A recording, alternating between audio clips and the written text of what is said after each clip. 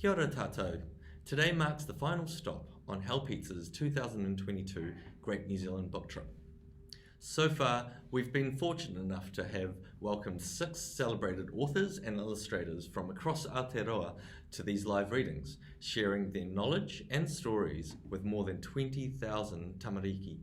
And we're absolutely stoked to have seen so many of you returning for more than one session. I'm Siang Te, the marketing manager at Hell Pizza, and I have the honour and privilege to welcome today's iconic Kiwi author and children's literacy campaigner for our final reading. For more than 6 decades, Joy Cowley has dedicated her life to uplifting children through the magic of her stories and beloved characters. Joy is one of New Zealand's most celebrated authors, and her work, particularly in her dedication to children's literacy, has earned her global recognition. In her own words, Joy says that she's been writing for as long as she can remember, starting her career at the age of 16, editing the children's page for the Manawatu Daily Times. She began to publish literature for children in the mid-1960s. One of her sons was struggling with his reading, and she wanted to write stories to help him and those struggling with similar issues. In the 1970s, she worked with a publisher to create the Storybox reading program and has since gone on to write over 500 reading books for use in schools internationally. She's written over 40 picture books for children, bringing to life a huge variety of characters, the best known of which is the Mrs. Wishy-Washy series, which has sold 40 million copies around the world. And in recent years, Snake and Lizard, which won New Zealand's Children's Book of the Year in 2008. Throughout her incredible career, Joy has received numerous awards and honours, most recently the Arts Foundation of New Zealand's Icon Award, limited to 20 living people. In 2002, the Storylines Children's Literature Charitable Trust established the Joy Cowley Award, recognising the exceptional contribution Joy Cowley makes to children's literature and literacy in New Zealand and internationally. Joy is also a trustee and patron of the Storyline Children's Literature Charitable Trust. Now in her 80s, Joy still dedicates much of her time to writing for both children and adults. Although she might not be able to travel far to meet and chat with her young readers, she still receives many letters from children all over the world and enjoys reading and responding to them.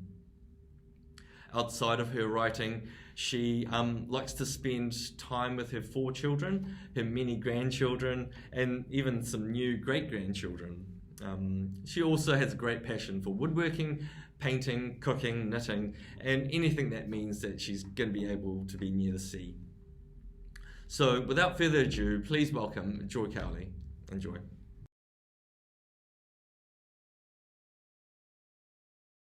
The tiny woman wanted a coat. Where will I get the cloth? Have some of our leaves, said the autumn trees. Rustle, rustle, rustle. The tiny woman wanted a coat. Where will I get a scissors? My beak instead, the grey goose said. Snip, snip, snip. The tiny woman wanted a coat. Where will I get a needle? Have one of mine, said the porcupine. Sharp, sharp, sharp. The tiny woman wanted a coat. Where will I get the buttons? Have some of our seeds, said the wild wet leaves. Snip, snip, snip. The tiny woman put on her coat and went out into the storm, and she stayed as snug as a bug in a rug with her coat to keep her warm. Oh, that was lovely. You've got such a good, amazing way with words. You know, I was saying before, I've got young kids, and you read through so many books. Yeah. You know, there are some books that are really good at telling a story, and some books, that are really good at telling the story, but also really fun to read, because all the words and all the rhymes and all the way it flows, and yeah, you've just got a wonderful way of hitting both marks. Well, I've had a lot of experience, of course, and know how children will make up words themselves and enjoy saying them. But Margaret Mahy, I think, was actually the queen of made up words. Horica Potchkin. Isn't that a wonderful word? Yeah, real fun to say too. Yeah. Yeah. So yes, she was the brave one who stepped out and published made up words. So I thought, well, maybe I could do the same. Yep. Yes. Yep, you've done it proud. Words that sound, you can make them up, but they sound like their meaning. Yeah. And you know, it plays on the saying, you know what that word means, you know, by purely just saying it, you know? Yes, you do. Even though there's no official meaning. So yeah, that's amazing. Ryaney School in Dannyburg, they wanted to know what gives you an idea for a story. Kia ora taramaki ma. What gives me an idea? Anything can give me an idea. Some things that should give me ideas don't. But when I see or hear something interesting and it stays with me, maybe I can write about it. Our problem is there are so many things in the world to write about that we get a bit lost with the idea. I have to search for one thing that is really interesting for me, that makes me feel alive, and then I'm ready to write. Sometimes, though, when I'm told that I need to write a story to be published at a certain time, and I don't have that feeling of being really alive with story, my stories can be very dull, and I have to screw them up and throw them away. I've done that many times, trying to force myself to write a story. Think of the things that you love most, that you enjoy most. Focus on that and see if a story comes up in you. You can say what you like about it because it's your story. And I would say, think about the title after you've written the story, because many young people want to write the title first and then write the story. It should be the other way around. Okay? Yeah, that's really interesting, because sometimes it's the everyday objects or like, you know, just the everyday common things that provide you that inspiration. But then I really like what you said about, you know, sometimes when you try and force yourself to write, it's often, you know, a lot harder. And putting that pressure on yourself, you know, sometimes you just have to let it go and just run with it with an idea. Thank you. Now, room 16 from Adventure School, they wanted to know if you had any tips to help make their writing sound more interesting and as interesting as possible. Kia ora, room 16. How to make your writing more interesting? I would say, first of all, when you start writing a story, don't do a long introduction. Start with either speech or action. Don't start with description. When I was starting to write at school, I used to give a long description at first, and then I'd finally get into the story. Well, you know, writing as a story is like running. You're running a race. Start fast with conversation or what action. If you're just doing warming up exercises, somebody reading it's going to get bored before they get to the real story. So be brave and start with action or speech. Start with the story itself. Okay? I think that you will know what I mean by that, because it is like running a race. You start off, you go flat out, and then sometimes another thing can happen. You can run past the finishing line in your story. If you don't know where to end your story, chances are you'll run past the ending. Go back inside your story and see if you can see where the ending should be. I hope that helps you, because it does help me. It's true. Yeah, sometimes get it all down, because you can always come back, like you said. Yes, come you can back always and come then, back. Yep. Cool. Now the next question is from Claire Scott, a self-described 6-decade kid. Yes. Joy, as the author of many hundreds of books, what is your writing process? Plan it, or do you plan it, or just write? I do both, actually. I plan, I make little notes, and it depends how big the book is. So a small book, an early reading book, but I can keep that inside me. A larger novel, I need to jot down and make notes. I don't start writing it, though, until I know how it's going to flow through to the end and what the ending is going to be. That saves me a lot of time. If I know the whole story, what's going to happen before I start the serious writing. And again, it's a matter of carrying it. It's almost like a pregnancy, I say, for me. The story starts inside you. It's in your head, and you can feel it in your body too. And it seems to get more and more and more important. When my children were young, they used to wave their hands in my face and say, "Wake up, Mum," because I would be sitting at the table dreaming about my story.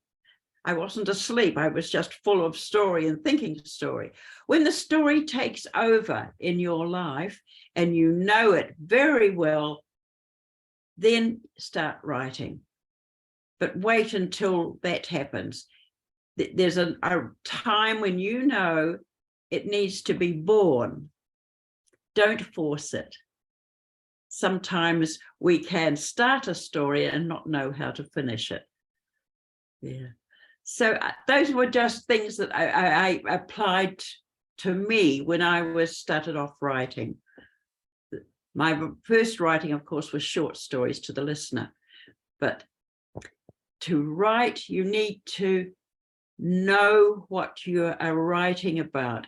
It's not good enough just to have one little idea that you want to make into a story. Nurse that idea until it grows and becomes the story, and then put it down on paper.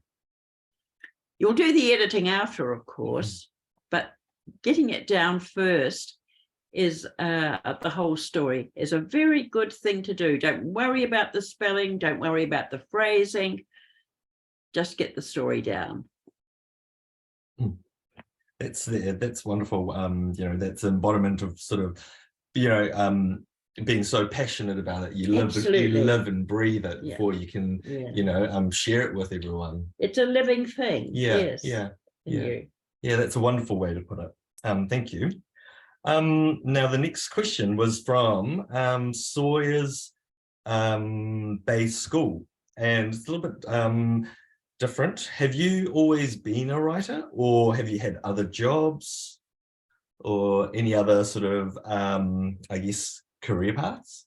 Kia ora tamarikima. Well, yes, I have had other jobs. I've always been a writer too. I started way back when I was about 7 or 8, telling my sisters stories at night in bed. And then that became stories written in school, and then stories written for magazines, and then finally books. However, I did have other jobs. I did a lot of writing at school, and when I left school, I was offered a job as a journalist with a newspaper. And in those days, girls didn't get offered jobs as newspapers. It was mainly young men.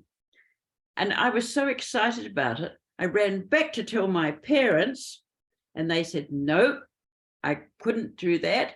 I was going to be apprenticed to a local pharmacist. Now, doing pharmacy meant that you needed to have maths and science, and I hadn't done much with either. But I did have to do a lot of hard work to do my pharmacy training and work in subjects that I hadn't done at school. And do you know what that did? That gave me discipline in my writing, although at the time I hated it. So yes, whatever you do in your life will come into your writing, but you will probably be doing other things that are important to you. And if you work hard at them and they start to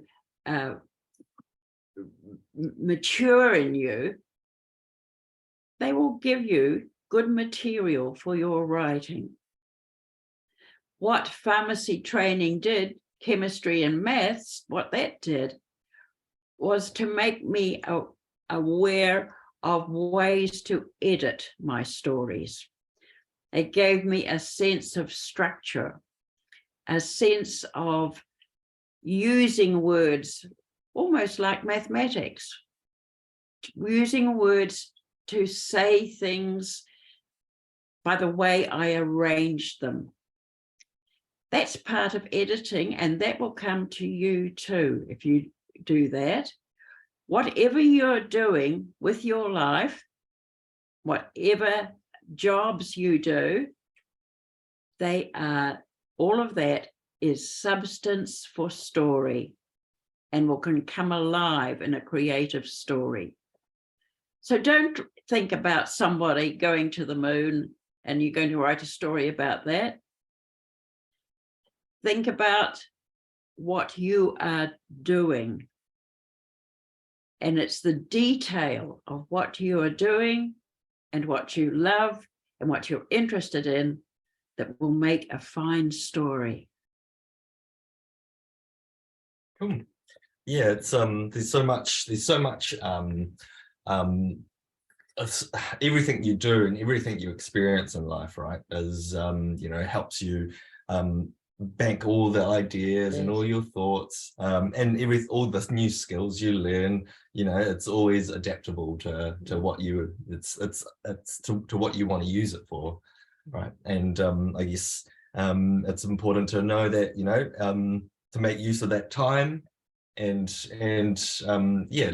let yourself adapt and use those skills what you want to do. Yes, you used to hear stories about writers who shut themselves away in a little room called a garret, and they sat there and waited to get a story. Well, for me, that's not a good way to get a story. It's about living life and experiencing everything and noticing how I feel about things, what things are difficult, what things are easy, what things give me inspiration. There is a story in living life, not in sitting in a chair in a little dark room, wondering what you're going to write. Wonderful. So on to Kina School. Now, they wanted to know, this is probably quite a difficult one. They wanted to know who your favorite author is and what is your favorite, what's the favorite book you've read? Kia ora tamariki mā. Well, that's not a difficult question for me because I think my favorite author was Margaret Mahy. I so valued her inventiveness.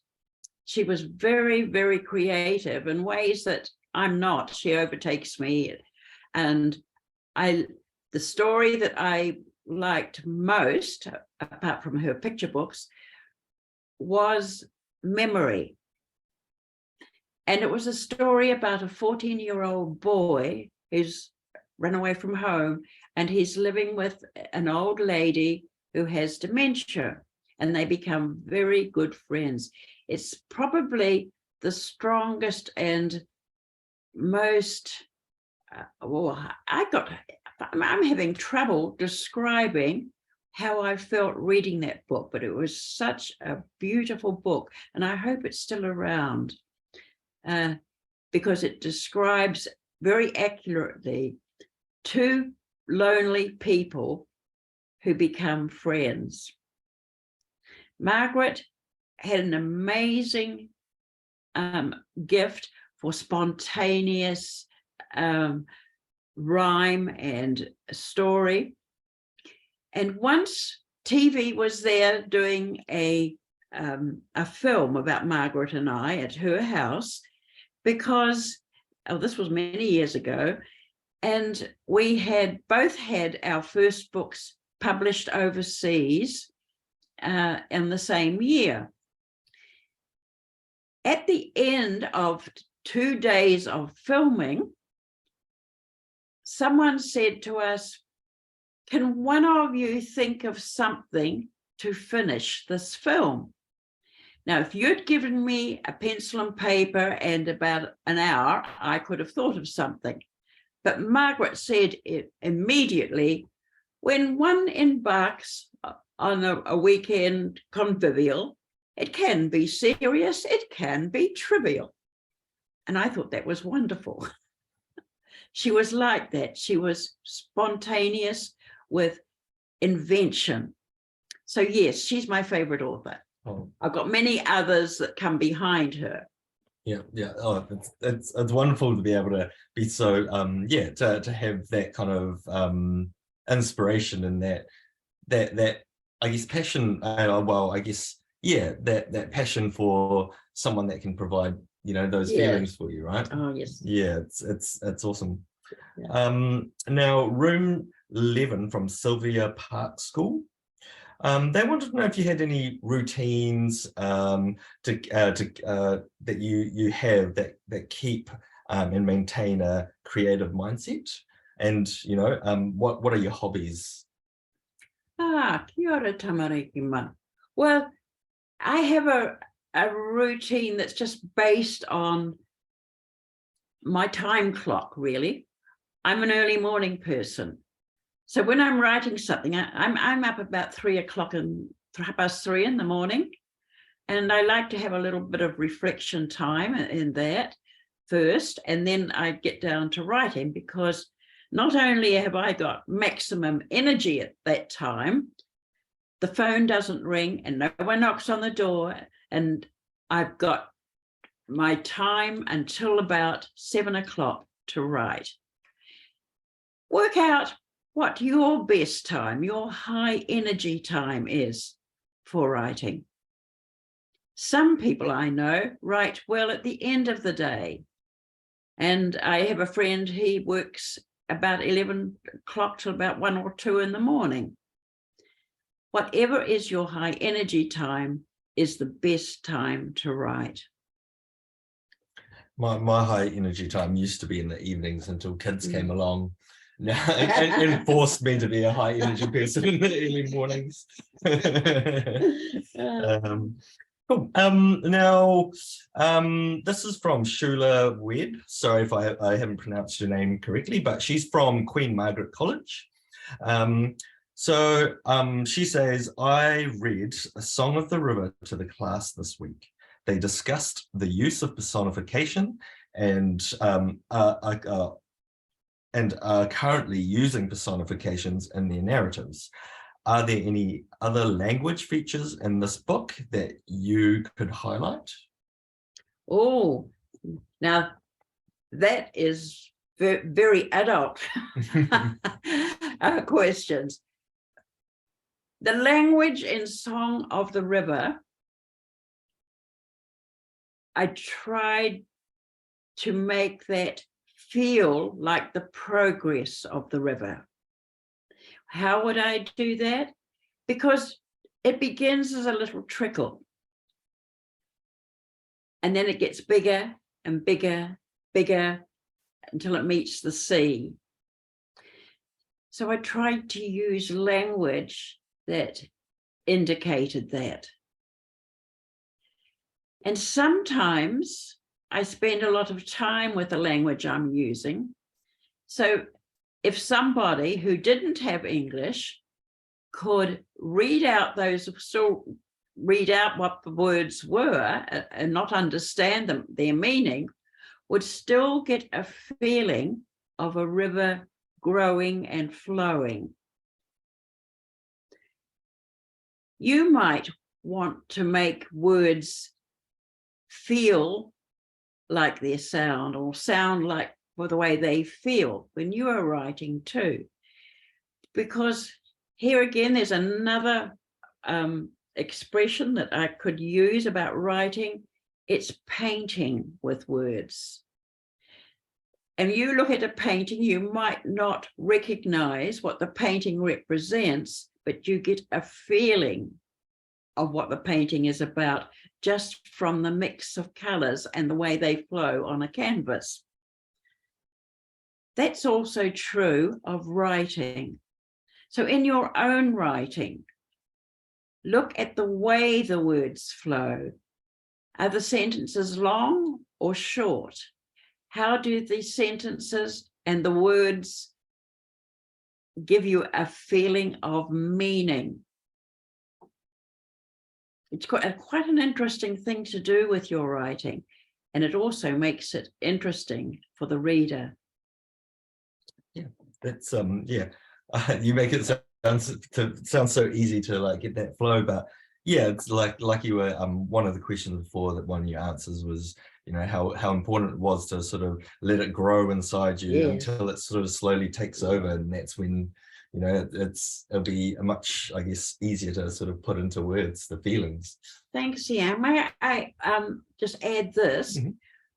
I do my first draft of the story, but then I write it over and over and over again. You can call it editing if you like, but it's more than editing. It's putting feeling into the story. And I will keep a story on my computer for about 6 months before I'm happy enough with it to send it away. Each time I go back to it and I develop it a little more. But I used to send my short stories when I was first started writing with short stories to the listener. And it was in those days, the listener had a short story every week. And I got a few published, but I spent a lot of time sending off stories to the editor that got returned. And finally, the editor, who was Monty Holcroft, said to me, "How many times do you edit these stories?" Edit? I never edited anything. And that's when I learned to write and rewrite and to keep on shaping the story. So it's like building a painting or building a sculpture or working on a sculpture. It's the first impression is just the start. The editing is very important.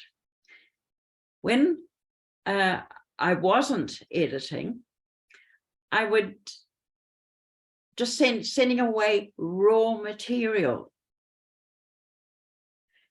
Most young people don't want to edit their stories, but you will come a time when that will be the most enjoying part of writing. However, when you're young and writing a story, when you first write a story, it's got this exhibitionist streak. It's saying, get me out there, send me out, show me to other people. You have to resist that and tuck it away until you are absolutely sure that you have finished it. Right. Perfect. Perfect. So now on to Te Aratu Intermediate. Now, what was the most time-consuming book you've ever written? The most time-consuming book I have written, oh, that was a failure, because the idea came from a publisher and not from me. It was the time back, about 40 years ago, when there was an Australian book that was very popular around the world, and it was a dramatic history. And they wanted me to write one like that about New Zealand. Well, I thought I could write a book that was a historical novel about New Zealand being the first country in the world to give women the vote. And that was going to be the end of the book. But history wasn't my subject, and I didn't know what material to put in the book and what to leave out. And I finished up with a long, big rambling text, and I didn't send it away. I knew it wasn't good. I kept it for a few years thinking I might do something with it, but no, it never saw the light, because I had written enough by then to know that this wasn't me. It was something that had been given to me to do, and I failed. It wasn't alive within me. So I wrote it. I could call it the dead novel. It was eventually burned. Yeah. Again, it's so important to, really live and breathe what you're passionate about. Otherwise, it's you're just making the job really hard for yourself. If you're not passionate about it, forget it. Yeah. Sometimes I guess we have to go through it before we learn it, right? Cool. So room 9 from Victoria Avenue School. How do you find so many rhyming words? How do I find so many rhyming words? Well, I have to work for them. And sometimes I make up words to work from them. Because I used to, before my sight went, I used to read a lot. And when I was young, I quite liked rhymes or stories with made up words. There was one about an elephant, some of you might know. Once there was an elephant who tried to use a telephant. Oh no, I mean an elephone who tried to use a telephone. Dear me, I'm not certain quite if even now I've got it right. But anyway, he got his trunk entangled in the telephunk. Dear me, I think I'd better leave this song of elephant and telephone. And that was a person who had written a very amusing rhyme with made up words. And I thought, well, if that person can do it, so can I. So you learn to use a richness of words, which is appropriate for your story. You learn to be free with expression in words. And we also learn to use sentences that have meaning, sentences that give rhythm, sentences that are very brief to make a certain point. There was one short story I read, and it was about a man who had been bullied badly most of his life, and eventually he grew to be very strong, and he met the man who bullied him. And the man tried to bully him again. And the last sentence, there were 2 sentences that finished that story. And although the description wasn't harsh or brutal, these 2 sentences were, because they were so short. And the sentences were, I kicked him in the guts, it felt good. Now, can you feel how those sentences together, short, gave impact.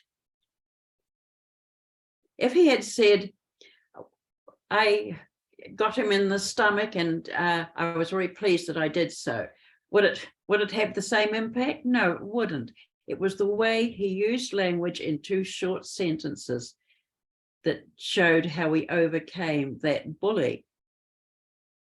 Remember, the shape of your sentences and how you use words will also give meaning. Wonderful. Great advice there. Thank you. Now, next question is from Waitakere Primary School, and they would like to know, who is your favorite character you've written about? My favorite Character. Oh, my favorite character. Oh, that's a hard one, because favorite characters are not, they're invented, and they might be a favorite for a little while and then I move on to another one. But a very popular character was actually my mother. The story of Mrs. Wishy-Washy came to me one morning when I'd been out fishing. I was down in the Sounds, I'd been out fishing, and I'd run a hot bath, and I had this bubbles. We used to have bubbles in the bath in those days, and I was lying back in luxury, and I thought, wishy-washy, wishy-washy. And suddenly this woman and these animals jumped into my head. So I scrambled out of the bath and I sat beside the fire. It was wintertime, and I wrote that story, and I wrote that quite quickly. People asked me, where do you get that story from? And I didn't know, it just happened in the bath.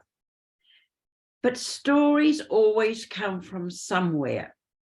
And it was much later that I remembered a time when we were young children, me and my two sisters, and we lived in a house that didn't have electricity. And outside, a copper was heated up and the water was brought into the house, and we were sitting by the fire, and the water was poured into the tub, and we were put into a tub in front of the fire. And it was a wishy-washy tub. It was one of those metal tubs. And we loved it. We splashed around, 3 little girls having a great time. And then in came my mother with a washcloth in one hand and soap in the other hand, and all the fun disappeared. That was the beginning of Mrs. Wishy-Washy. And I had not remembered it until I recalled where my sisters and I were at that time. So you will find that stories will come out of your lives. And what you do is you might want to change these. You want to change it around a bit. If your story doesn't have a happy ending, make a happy ending. If your story is not exciting enough, make up something to make it exciting. You can take your own life and dress it up with lots of adventure. How about that? I can't wait to tell my kids where the story of Mrs. Wishy-Washy came from. Because they, it's one of those books that's on constant rotation. They'll have us read it for a little while, and then they'll forget about it, and then they'll come across it again, and then they'll get us reading again. So I can't wait to share the origins of it. Cool. And in the same vein, is there a character that you that is your least favorite? Character that's my least favorite. No, I don't think so. Yep. Because I'm rather fond of all my characters. Even, if I've had a greedy cat that used to jump up on the table and once ate half a pound of butter that was sitting on the table. But even that was a favorite character. So, yeah. If you love your story, then I think you love all your characters. And are all your characters based on sort of personalities from people around you or animals around you? Very often that happens. I do spend a lot of time developing a character Yeah. and getting to know what that character is. When you know when your character's birthday, what does your character look like? How does that character sleep? How does that character eat? What is that character interested in? Just keep building up, especially your main character. And then there are the secondary characters, the ones that the main character interact with. You need to know quite a bit about them too. You will have incidental characters that will come in and out of your story. You don't need to know so much about them. But your main character, yes, you study that main character until you feel that you're an actor acting that main character. Wonderful. Now the last question we have is from Mangawhau School, room 8. And they wanted to know whether you enjoyed reading your own books. Well, that's an interesting question. Do I enjoy reading my own books? I very much enjoy reading picture books because there is only once in literally hundreds of picture books. If I count the early reading books, there's about 1,100 books being published. Wow. And only once have I been disappointed. So yes, I love to see what an illustrator has done to the story, because the illustrator adds to the story. The illustrator makes the story come alive.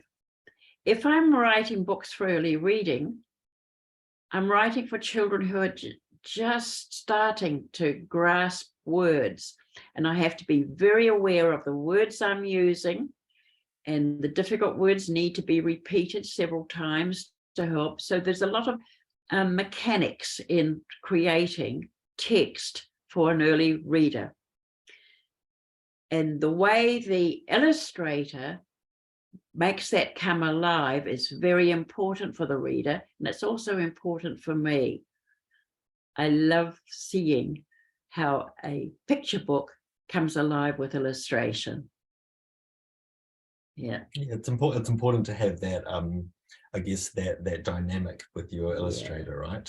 Now with the very early reading books, I have to make notes for the illustrator, because if I'm writing about a cat and a dog, they can't be dog and a cat in the illustration. Sure. They've got to be in the same movement. Yeah.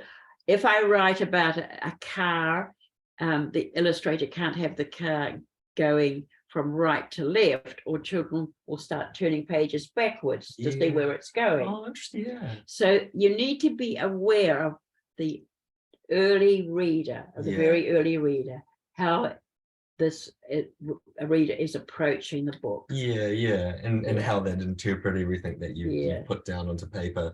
And especially with illustrations. With my own kids, I know that illustrations are such an important part of it, of telling the story or supporting the story. That's right. Yeah. Oh, wonderful. Yeah. Hey, look, thank you so much, Joy. And thank you to everyone for joining us. I'm sure I'm not alone in thinking this, but all your work has such a massive impact on so many people's lives around the world. And I say people because when I was a child, my parents read some of your work to me and my brother, and when we learnt to read, we read some of your books, and now I'm starting to read your books to my children, and I'm sure this will just carry on from generation to generation. So it's thank you so much. I'd just like to finish with this. Down at the supermarket, I was talking to a young woman. She had a child of 5 or 6, and telling me how the child was reading my books. And I said, well, I suppose you grew up on my books. And she stood tall and she said, "My mother grew up on your books." And that made me feel my age. No, it's immeasurable, like the work that you've put in, and the impact your positive impact you've had in so many people's lives. So thank you very much. I just want to say something to the next generation of authors. I hope this helps you to get started. There wasn't anyone around to help me get started when I was a child, but there are lots of good authors in New Zealand to help you get started. Hi again. I hope you enjoyed that as much as I did. It was such a privilege to be able to sit down with Joy in her own home and of course be able to share it with you too. All that's left now is to announce the winners of today's giveaway. Congratulations to Ormiston Primary and Fito School. We'll be sending you both a copy of The Tiny Woman's Coat.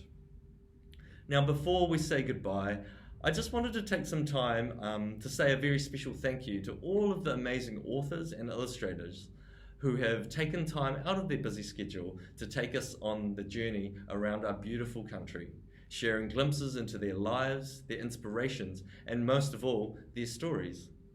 We also wanted to extend our special thanks to the teachers for joining us and bringing along your tamariki and young adults, and for guiding them on their own journeys through the magic of storytelling. Finally, thank you to all of you, our tamariki and young adults, for being part of Hell Pizza's Great New Zealand Book Trip.